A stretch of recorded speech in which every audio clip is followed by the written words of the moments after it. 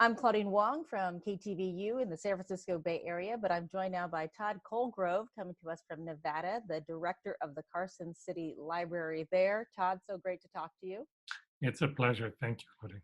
So, we're talking because you guys are getting creative, and we've seen this from libraries across the country where they're saying, okay, we do have the books, we have the other things that we're kind of known for traditionally through the decades of being able to provide, but also getting creative. So tell me about this call that you got that said, hey, you got to have 3D printers. What can you do for us? Well, the library had already, the Carson City Library had started creating personal protective equipment, the face shields and the ear savers, and printing those in the library's makerspace. The conversation came out of trying to get approval for the local health services from the state health services to be able to use those. And that conversation was happening at the same time as a conversation that was happening with the state health lab, which was, how do we get more of these swabs? Oh, we can 3D print them. We need this particular kind of printer to be able to 3D print them. And so the state lab reached out and just said, do you have this kind of a printer? And if the answer is yes, then can we roll with it? And libraries love service, So how long have you had that special type of printer in-house? We've had that special type of printer for the last couple of years. It's part of the makerspace, part of our programming that we work actively with students and folks that are getting career certifications and going to work. Okay, and so you've been using it for that, and so when you had the opportunity, I can't imagine that you said, yeah, no, I don't think we can do it. I think everyone is really excited to be able to help in whatever way we can, and I'll show these gorgeous pictures that we have of what you guys created. These are the nasal swabs. It's really interesting to me. I mean, obviously these are beautiful pictures. How hard is it to make these? Well, the hard part is just lining out all of the procedures and making sure that you're working in tandem with the medical authorities, so that it's tempting to say that anyone with a 3D printer in their garage can whack these out, but the fact of the matter is that we don't want medical instruments being used on folks that don't meet some of the standards right. that the medical authorities would be approving there. So yeah, and I think these are a little different, right? Masks, we kind of yes. have a little bit of a softer idea of like anything helps, right? We'll use our handkerchief, we'll use so there's a lot more room as opposed to these when you look at how intricate they are, and the fact that they're going into someone's body, and the fact that we're testing something pretty important. Well, and that's exactly right. And if we make changes in how we're producing it, the surface texture that you see on the end of that swab, if that changes, that means the entire test changed. That means it might no longer work, right? You might get a negative when in fact it should have been positive.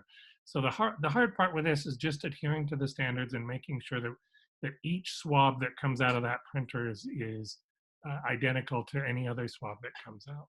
So how do you do that? Do they just give you the, when you punch it in? I don't have a lot of, right. I've seen 3D printers work, but I haven't programmed right. them, and I don't have that deep understanding of making sure that what you get out of here is actually, how complicated is that? Or is it just getting the right sourcing? It's a matter of tying that back into just good old fashioned, it's like a recipe, right? I mean, how do you make a cake repeatably exactly the same way? The recipe has to be pretty detailed, and you need to adhere to the steps of the recipe. First you do this, and then you do that, and if there's any question about it, then you need to flesh it out. It needs to be written out in a procedure that is that granular that it could be reproduced. We all have that problem with recipes. Well, I can't bake because I don't have the intuition, right, to understand and to make that work out. But if it's actually fleshed out to say, first you put the left foot in front of the right foot, and then you do again, then it's a matter of practicing. So where did you get the recipe from, and how much practice did it take before you say, okay, yeah, we've got this? This recipe, or the design for these swabs and the test that was initially run through and approved by the FDA was from the University of South Florida, and there was a similar swab design and a similar test that came out of the University of Louisville in Kentucky. The Nevada State lab centered on the University of South Florida recipe, if you will. And so we started working with that. And what I would say is it was very well fleshed out. Mm-hmm. We started printing and working because there are several of us as teammates, the Carson City Library, the UNR Innovation Center, and the University Medical School. And we started printing and then comparing results the next day and finding that there were little bits of differences, and then we fleshed them out again. I would say from start to finish with the finalized standard operating procedure took maybe about a week to really get it nailed down. But at this point, we're confident that that recipe could be handed to any other library or any other medical school, and they could reproduce it. How many libraries have what you have? I mean, would you say that Carson City has better equipment than most, or typical equipment, just in terms of how many other people could learn from what you're doing in the library sphere? Well, lots of libraries have 3D printers and have maker spaces. A much smaller percentage of those have Formlabs printers, or the type of printer that could do this sort of work.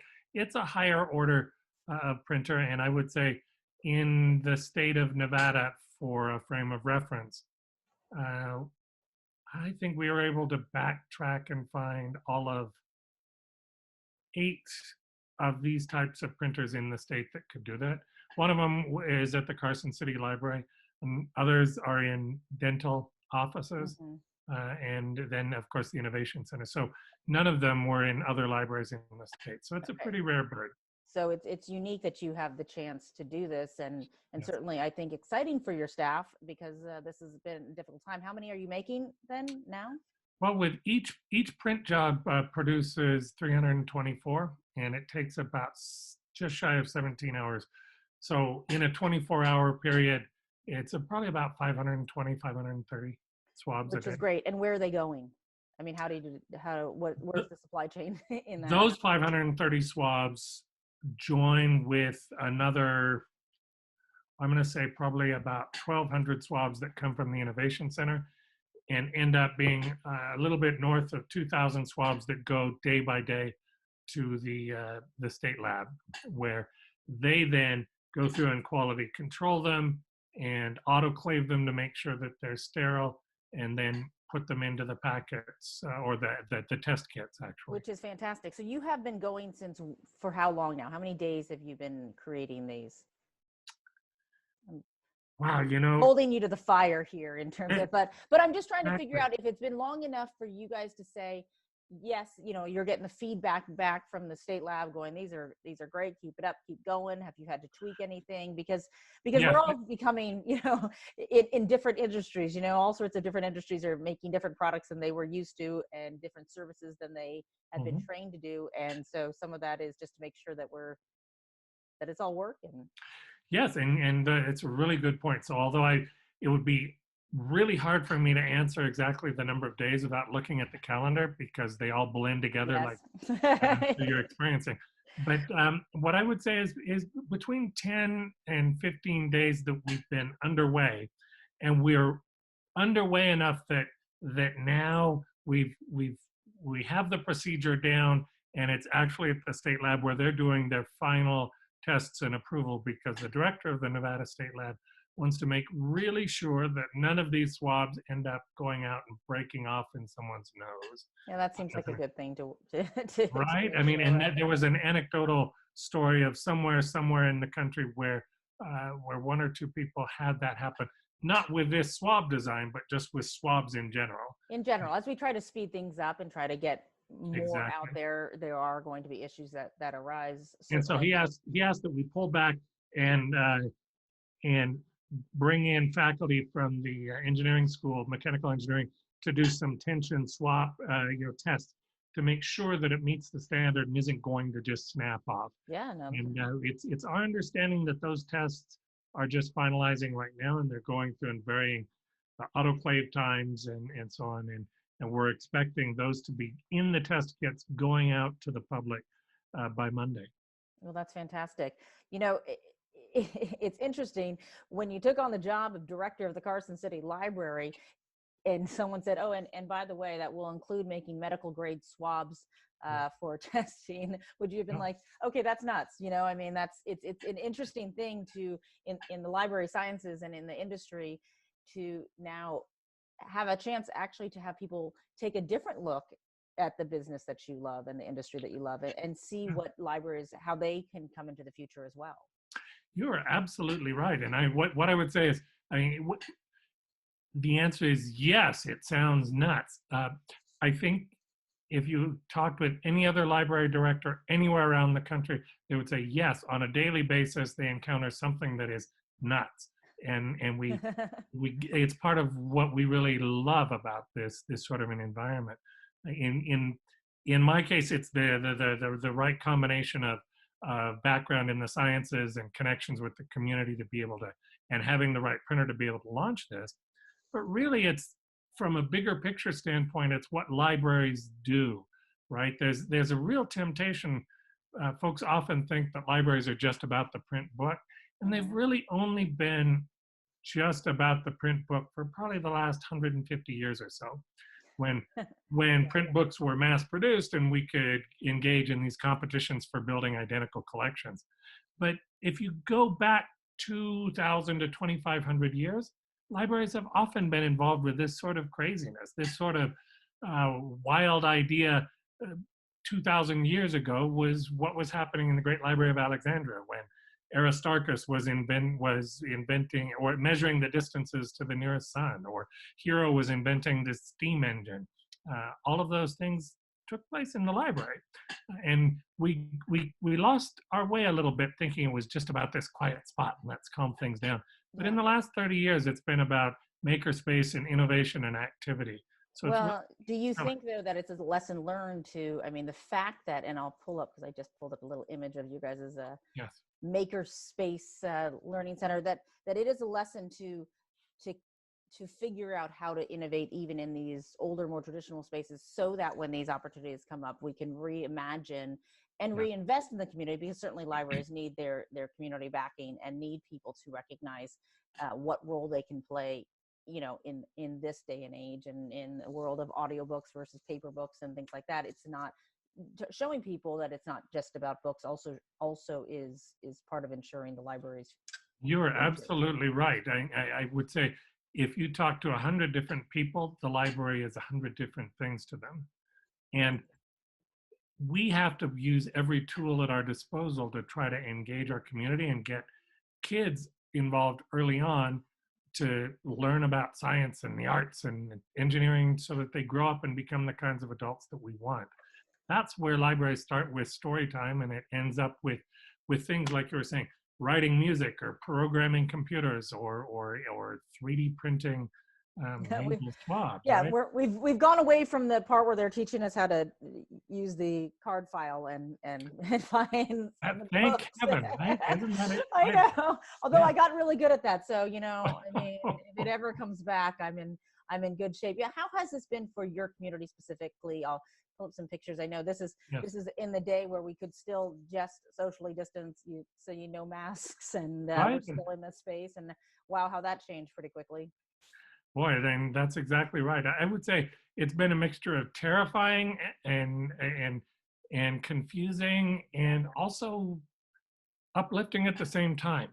What we did is we found that within the first week of the governor's stay-at-home orders, we shifted our focus exclusively to engage. How are we going to engage with our Yeah. community online and connect them together, like you're saying, with virtual story time and others. And libraries across the country reached out and joined hands to pull together and share these resources. And what I'd say is that two things. Number one, I think every single one of us is working about 2 to 3 times harder than we probably ever wanted to do this. But the Yes. second thing is that it's working. I mean, we're connecting with folks. Our library, Carson City itself, is not a huge community. It's about 54,000 people, but just within the last 3 weeks, we've added over 3,000 library cards for folks that didn't have them before. Well, that's a huge percentage of a Yeah. small town's population. And so it's exciting that we're moving forward and carrying that. And fantastic. And when I see other people talking about, that dog is so cute, a virtual story time. If he comes to virtual story time, then everyone's in. But that there will be practices when we are all allowed to sit close to each other once again and crowd onto the rug for actual in-person story time. Then maybe the virtual story time for the people who cannot get to the library, the people who love it, long after you're not making nasal swabs anymore, that Yes. maybe these practices will be something that we say, we learn some good things. These are silver linings and ways to engage with each other as well. You're exactly right. I mean, that's our hope, is that even though as we're getting back together, we're not going to throw out the virtual side of things. In fact, we've had our book club as an example, where we'll have dozens of folks get together and they're reading dozens of different books and they're all talking with one another. In the past, when we all got together in the library, there were always a lot of people that couldn't make it because they were sick or something else. But how great to be able to keep that community together. And now that we're forced to do it, we're all better at it too, which just scares, I think technology scares people depending on generations and familiarity and technology that they have at home.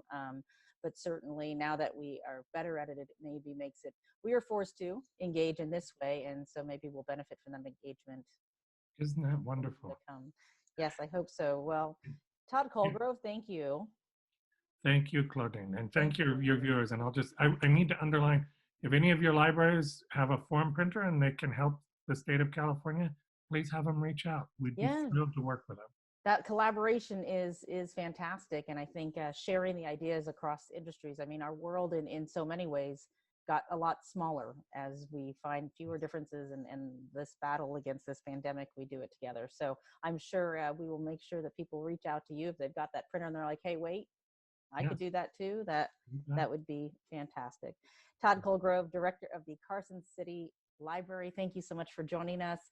And for more interviews, you can find them on coronavirusnow.com. Thanks, Todd. Good day.